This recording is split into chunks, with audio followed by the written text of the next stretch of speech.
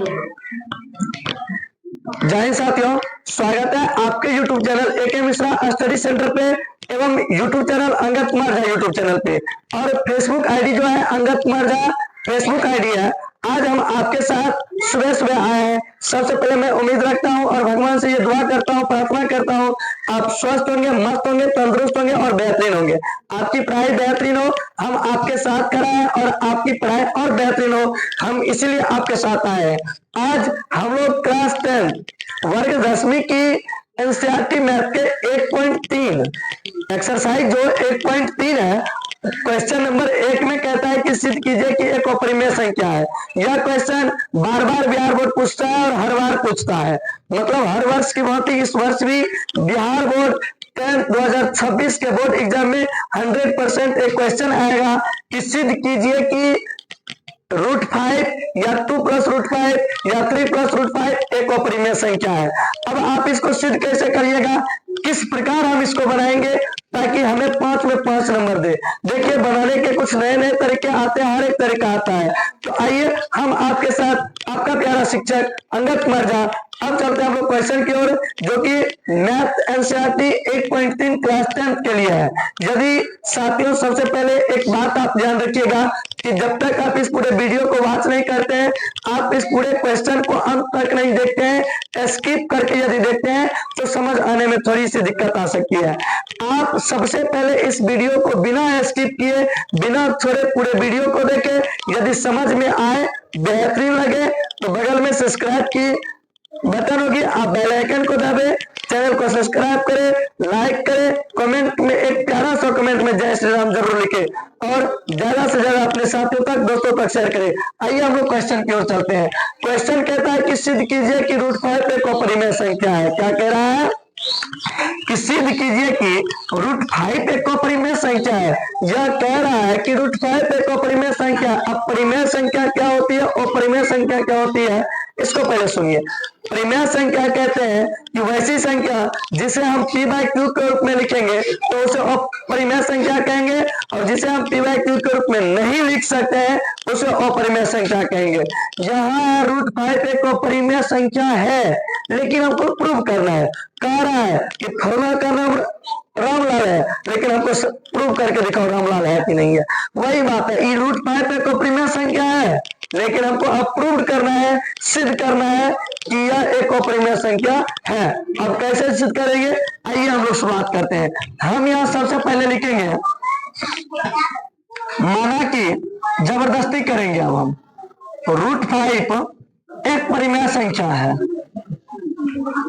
√5 एक परिमेय संख्या है। अब आप लोग के माइंड में कंफ्यूज आएगा कि सर यह क्या सिद्ध कीजिए कि √5 एक अपरिमेय संख्या है। मैथ है, मैथ में हम कुछ भी मान सकते हैं। जैसे कि मैथ के एक शिक्षक थे जो कि कटोरा में सिर्फ रोटी दे दे के खा रहे थे। उनसे एक व्यक्ति पूछा कि सर दाल तो ना सब्जी है, कटोरा खाली है, आप ऐसे कैसे खा रहे हैं। तो क्या बोले कि हम मान लिए, हम मैथ का शिक्षक है, हम मान लिया है कि कटोरा में दाल या सब्जी है। इसी प्रकार हम यहाँ कह रहे हैं कि सिद्ध कीजिए कि √5 एक अपरिमेय संख्या है, लेकिन हम जबरदस्ती मान रहे हैं कि √5 एक परिमेय संख्या है। अब इसका विरोध कर रहे हैं ना, जिस प्रकार अभी राजनीतिक में एनडीए का विरोध महागठबंधन करता है और महागठबंधन का विरोध एनडीए करता है, उसी प्रकार अपरिमेय का विरोध करके हम लिखे √5 एक परिमेय संख्या है। तो हम यहाँ लिखेंगे विरोधाभास से।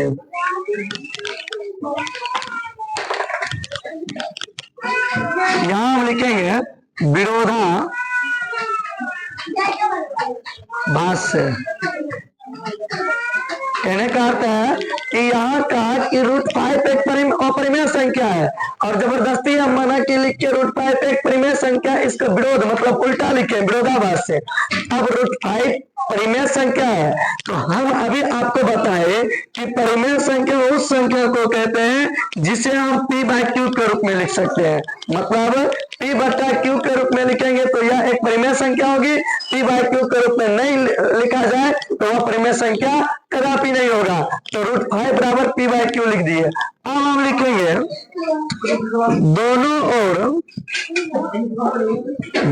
ओर वर्ग करने पर, वर्ग मतलब स्क्वायर करने पर √5 का भी स्क्वायर करेंगे साथियों और p/q का भी स्क्वायर करेंगे।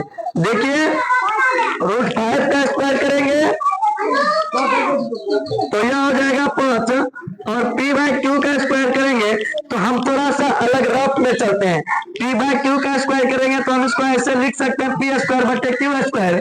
जैसे कि हम इसको ऊपर में p गुना p ऐसे भी लिख सकते हैं और बट्टा में q गुना q लिख सकते हैं। साथियों p को हम लेकिन p² ही लिखेंगे, q को सिर्फ q गुना q लिखेंगे। जैसे कि मैंने आपको बताया कि p² को p² लिखेंगे और q² की जगह पे हम लिखेंगे q गुना q।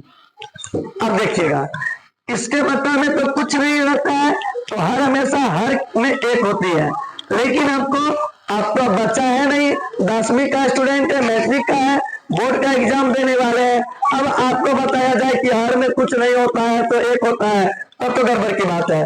अब यहाँ देखिए हम इस q से 5 में गुना करेंगे तो ये हो जाएगा 5q बराबर में p²/q। यहाँ अब दो संख्या आ रही है साथियों, देखिए यहाँ पे कितनी संख्या आ रही है, दो संख्या 5q p²/q। जैसे कि अब हम यहाँ क्या देखेंगे कि 5q एक पूर्णांक है, 5q एक पूर्णांक है, मतलब पूर्णांक संख्या है। इसी प्रकार p²/q एक भिन्न संख्या है। तो याद रखिएगा जो संख्या पूर्णांक होता है वह परिमेय होता है, जो संख्या भिन्न में होता है वह भी परिमेय में होता है, बस रूट के अंदर में ना हो। इसी प्रकार यहाँ देखिए कि यह एक पूर्णांक संख्या है तो यह एक परिमेय संख्या होगी, यहाँ देखिए यह एक भिन्न संख्या है तो यह भी परिमेय संख्या होगी, मतलब 5q एक पूर्णांक संख्या है। अब यहाँ से यह प्रूफ होके आ रहा है कि यह एक परिमेय संख्या है, तो हम यहाँ लिखेंगे कि इसीलिए यह एक परिमेय संख्या है। हम यह सिद्ध किए कि इसीलिए यह एक परिमेय संख्या है, किंतु विरोधाभास से √5 एक अपरिमेय संख्या है, अपरिमेय संख्या है प्रूव्ड। जैसे कि साथियों मैंने आपको यहाँ पर पहले जबरदस्ती मैंने इसको परिमेय माना, परिमेय मानने के बाद मैंने परिमेय को सिद्ध किया, किंतु आप यहाँ बोर्ड को देखिए, यहाँ √5 एक परिमेय संख्या मैंने ये जबरदस्ती माना था। विरोधाभास से कहने का अर्थ है किसी चीज को मैंने कहा उसके विपरीत काम किया तो उसका विरोध किया, तो विरोधाभास लिख दिए और यही √5 परिमेय पे आके सिद्ध हो गया। अब हम परिमेय का विरोध करेंगे और परिमेय के विरोध करने के साथ मैंने यह प्रूव करके दिखाया कि यह परिमेय संख्या बन गई, लेकिन अब परिमेय का विरोध करके इसको अपरिमेय संख्या लिखे हैं। लेकिन अब यदि यहाँ लिख दीजिएगा इसीलिए यह एक अपरिमेय संख्या है तो बिल्कुल गलत कर देगा, आपको लिखना पड़ेगा कि इसीलिए यह एक अपरिमेय संख्या है विरोधाभास से। उम्मीद है आपको यह वीडियो बेहतरीन लगा होगा और यह क्वेश्चन जो 1.3 क्लास 10 एनसीईआरटी मैथ का क्वेश्चन था √5 एक अपरिमेय संख्या है, जो कि हर एक बार बिहार बोर्ड के एग्जाम में पूछता है। आपको बेहतरीन समझ में आया होगा, अच्छा लगा हो तो जरूर चैनल को लाइक करें, कमेंट करें, शेयर करें, फॉलो करें, सब्सक्राइब एवं कमेंट करें। मैं आपका प्यारा शिक्षक अंगद कुमार झा अब आपसे विदा चाहता हूँ। जय हिंद, जय भारत, जय श्री राम।